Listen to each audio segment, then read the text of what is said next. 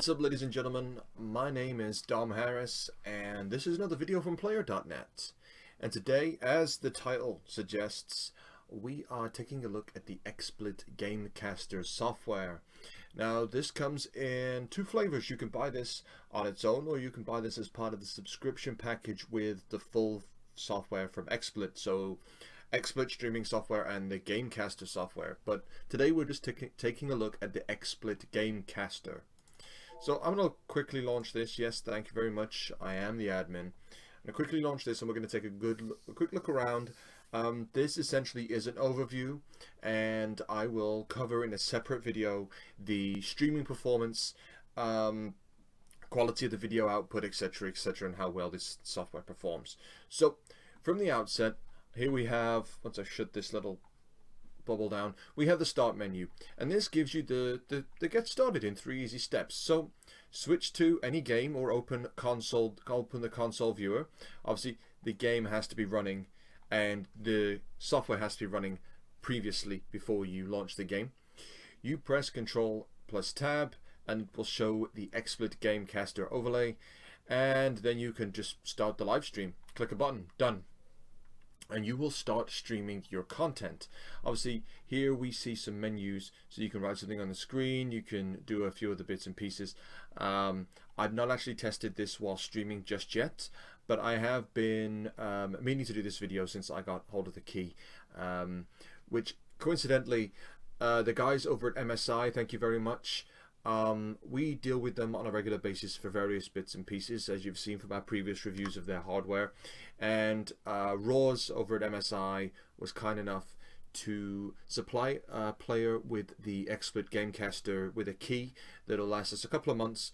Obviously because MSI right now are doing a deal where if you buy any of their gaming products, their gaming motherboards and graphics cards, I believe, or maybe they're just their graphics cards, you get a free copy, free access to Xsplit Gamecaster for a certain period of time. It is essentially just it's like a 6-month, 3 or 6 month subscription already paid for by already coming with that graphics card, as well as obviously additional games, etc. So it's selected graphics cards or gaming series devices, and you get a copy of this software. So, well, this can't be any simpler enough. And here we've obviously got your accounts. So obviously with this the Gamecaster software, not only can you record your gameplay with this software, you can also stream, which is what it's predominantly designed for, and you can share that video directly to YouTube. You cannot stream to YouTube, I do not believe. Let me just click this thing here. Okay, I'm wrong. We can stream to Twitch, stream to YouTube, stream to Ustream, and stream to custom RTMP. You can do a direct upload to YouTube, and you can obviously add your social networking in, so Google Plus, Twitter, Facebook. So if you want to have all of these social networks be notified to any of your followers, any of your friends, etc., any circles you're in on Google Plus, the Gamecaster software can do it all for you. Can send that notification and go, hey, I'm streaming, come watch. Essentially, that is what it does. So here we have just the basic accounts and social media stuff and video sharing, anything you record via the Gamecaster software directly to YouTube. If you're not streaming to YouTube, that is. In the settings here, I pretty much set this auto automatic. Obviously, you got my webcam running right there, and actually, I have a green screen, and this is me. Hi. Let me look at the camera. Hi. So I have a green screen, and this works really well, and it's something that I've played with other software, with OBS. I haven't actually used Xsplit itself to stream it previously. And the thing with Gamecaster is it's simple. It is your game plus you, or just your game, and it will stream, and that is it. There is a be right back mode, and you can customize this screen, and I've seen how to customize this. So essentially you can customize the be right back. So if you put yourself into the kind of pause, be right back mode, you pause your game, whatever you're playing, whether it's a multiplayer or you're essentially, if you're changing server, you can, if you're playing a multiplayer style like DayZ and you want to change server, but you don't want to broadcast to any of your subscribers, your followers, etc., anyone who's watching you, what server you're actually changing to or you're currently playing on. You can set it to be right back, have a custom overlay that will appear in place of this be right back mode that's currently on. This image here in the middle of the screen, this image here, I'm pointing with my hands, and this image here, instead of having it display be right back mode, stream will continue in a moment, you can stick whatever you want on that screen. And that's as simple as bringing this up here, and you can add your own graphics. That is it, quite simply. So we're going to go back, and here we go. So you can edit this and have whatever you want on it. You can obviously move your status label and other things around. I think this is essentially your game FPS. You can either have that running or not. So you can move your status, the FPS that you're currently running at. Obviously, my webcam has already been set up and automatically detected, and the green screen actually works really well, and it actually works better, in my opinion, than OBS green screen capabilities do. So I'm probably going to use this more often than actually using OBS, and it's something that I've streamed with OBS before, but I found that doing the green screen can be a bit fiddly, and I don't know why, but this works really well. And this was essentially as simple as turning on Chroma Key here, so it's set to the green because my green screen is actually green, and then just lowering the threshold. And I move my camera about slightly because the control over the camera is different. You get limited control over the camera, so essentially it's green screen, threshold set to 23, my background disappears, and I should be just a set of shoulders and a head and hands and whatnot. Essentially you're seeing the top half of me as I game, and I'm assuming I can move this around on the stream as well, so I can be able to put this in the corner I want. The only thing that limits the Gamecaster software that I can see at the moment is the ability to do what Xsplit does and have actual overlays within your stream. So if you want banners and other things popping up, you can't do that with Gamecaster, but that's because it's not designed for that, and then that ability, that essentially has just not been put into place with the Gamecaster software. And I'm going to turn this webcam off. It doesn't need to be on. Oh, there's the green screen on. We're going to turn that off completely, so the camera's gone. So essentially, yeah, that's one of the things that the Gamecaster software doesn't have, which is kind of unfortunate, but kind of makes sense, because this is purely about getting your game stream up and not having any fancy overlays, and it's meant to be really simple. As it states, 3-step program: switch your game, you gotta have an account, you switch your game or open the console viewer here if you're using obviously a capture card, which I'm not at the moment. Press Control and Tab, and then literally click stream, and it will stream the content to YouTube. Or you can record, and it will record the content to your local hard drive. Just got to set that up, and that's great. And obviously got all the social media stuff already in there as well, so that's fantastic. But so having those overlays is kind of a bonus, but doesn't necessarily, you don't necessarily have to have all those fancy images and things. So you can just do a stream with your face and chat and whatever else you want to do, and you don't have to have all the extras, and that is literally just down to personal choice. So in the settings here, one thing I'm going to go back to now is the settings.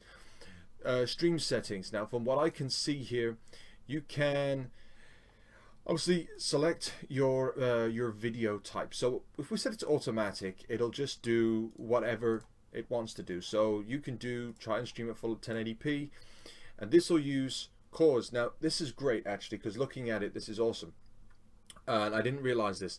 Like OBS, and I'm assuming then Xsplit as a software, the Xsplit streaming software itself has this option as well. You can obviously, your codec can be the X264 codec, and that will use your CPU for the video rendering, the video processing on your stream. If you've got an iGPU, you can use QuickSync. Just click a button and it will use QuickSync. I don't have iGPU on my CPU. I'm not actually running an AMD graphics card either, but I am running NVIDIA. So if I wanted to use NVNC, which is essentially shadow play but via Gamecaster. I could, and I will just lose some of my GPU processing power to do the video encoding. Now obviously this can then have a negative effect on your gaming capability, because your game will suffer. You may have to sacrifice some of the game graphics settings just to free up using all of that. You know, you're losing GPU processing. So what I'm going to do is I'm going to try it in the two modes that I can do it in, and at some point in the future I will be switching to a CPU, sorry, that has an iGPU, and then we will test the Gamecaster software with QuickSync, and that'll be another video. So I'm gonna try and make enough content for you guys, and something that might interest you. So this is great. So you've got the options to use AMD, Nvidia, Intel, if you're Intel QuickSync, or just your CPU in general, whatever it may be. And you can also change your frame rate, so you can have it at 30 or 60. 30 it will be a lesser file size and it will be better. And obviously you can select what hard drive you record to here, so you can say where you're going to record your stream settings to. Now this is all custom. If you leave it to automatic, I'm assuming it will automatically decide what codec and what frame rate to use, what's best for your system. The recording settings, yet again, I'd probably just leave this. I'd set that to 1080p. I would use shadow play functionality. You can set the quality, and I'd probably just have it at high, and then you can go from there. And obviously you can set your microphone, your camera, backup, etc., etc. So it's great. So you can do all the things you want to do, and here obviously you can essentially just delete that, and you can add a custom graphics. You can add an image here from whatever you want onto your stream. So if I go to my desktop, I don't think actually it's on my desktop. I think it might be in Documents, but I can't remember where I moved some of these files to. Let's check you. Where are you? I have something with my Twitch overlay stuff somewhere, but it doesn't much matter. Essentially, you can obviously set your own custom graphics here for when you're Be Right Back or you're changing server or something. So that's great. The hotkeys are a simple thing here, and this is just down to personal preference. And there's some benchmarking software in here as well, which I wasn't sure I didn't know it had, but I guess you can run a benchmark here, and you can essentially you can determine your FPS over a period of time. It's going to be used while not live streaming or recording. So there is a benchmark utility built into Xsplit Gamecaster, which is awesome. There's also obviously the push to talk functionality. You can mute your system audio, mute your microphone, change your status label here so you can select something. You can run an advert via a notification, start an annotation. There's all these functionalities within this Gamecaster software that I actually hadn't really looked at. So you can obviously start and stop your stream, you show your overlay, you can then just press a button and have this start and stop your stream, start recording, set it to pause if you wanted to. You can run a benchmark. I'm selecting random buttons, set a status label. So what will this do? Change the location of the status label in game. Essentially, you can move around your FPS counter, etc. Your push to talk button here, so you can record, and it will only ever see if it'll let me. And that's wrong button. It's not something I wanted to do. Push to talk here is my Alt key. Your mute and unmute. So if you're playing with TeamSpeak and you're recording with this software, essentially, what you can find is if you don't want to talk open mic and you literally just want to press a button to speak to yourself or to other people, you won't be talking open mic with push to talk running. You will only get your audio when you press that button, which is great because the Alt key is my push to talk button. So if I'm playing Battlefield 4 as an example, and I've squatted up with friends, and I just wanted to hear my audio when instead of hearing all my clicks and instead of hearing all my mouse clicks on my keyboard presses, because I've got a mechanical keyboard and this can get quite loud. So essentially, the Gamecaster will not record me typing and clicking and whatever else as I'm gaming. It will only record my voice when I press my push to talk key, which is just excellent, to be quite honest. You know, you don't have to have all these things going all at once. Obviously, you have the option to then also run an advert on your channel when you're streaming, which is another feature at the bottom there.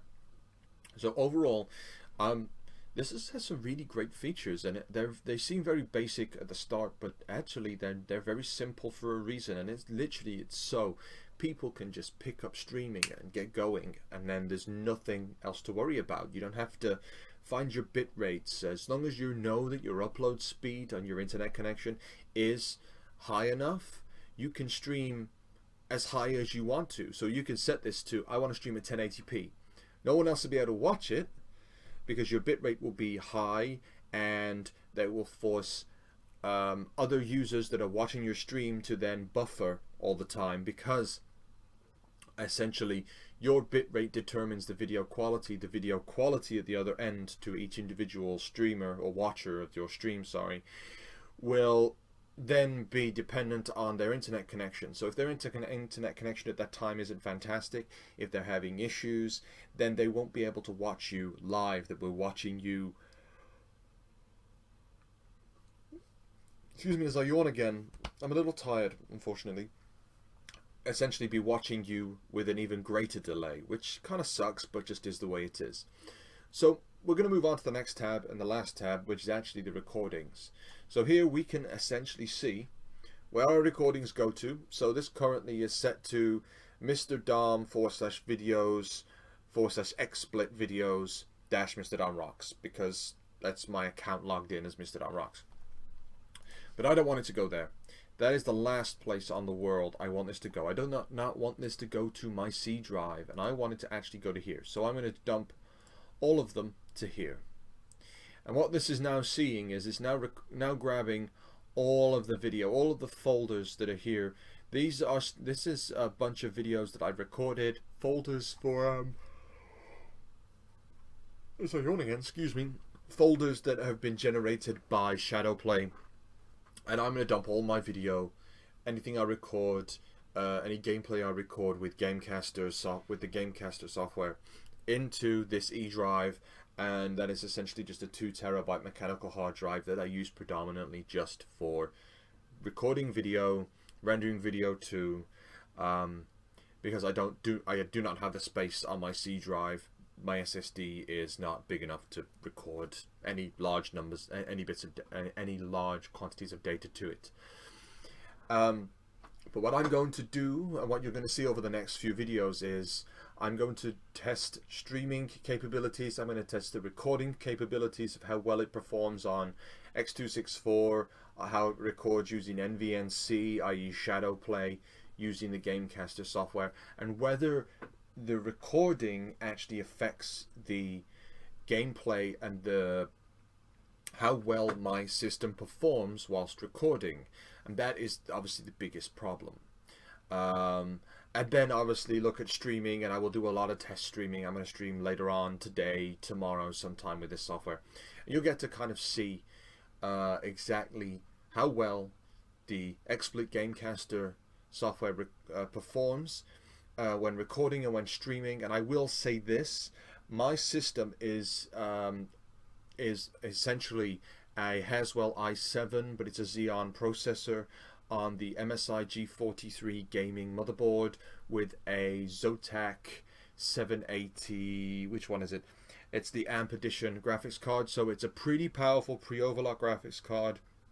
My CPU is a locked 3.9 gigahertz processor, so there's no overclocking on the processor whatsoever. I do not have iGPUs. That is why I cannot use QuickSync. Obviously, I'm not using an AMD processor, so I'm not going to be testing this on a lot of platforms. This essentially at the moment will be tested on my Xeon with a 780, and at some point I will be testing QuickSync functionality when I get hold of when I swap out the CPU for another one. I've just got to purchase it. But yeah, guys, sorry for rambling on. I hope you like this kind of overview and a bit of an in-depth information in regarding Xsplit Gamecaster. Excuse me. as ever, if you like this video, hit the like button. Don't forget to subscribe, and thanks for watching.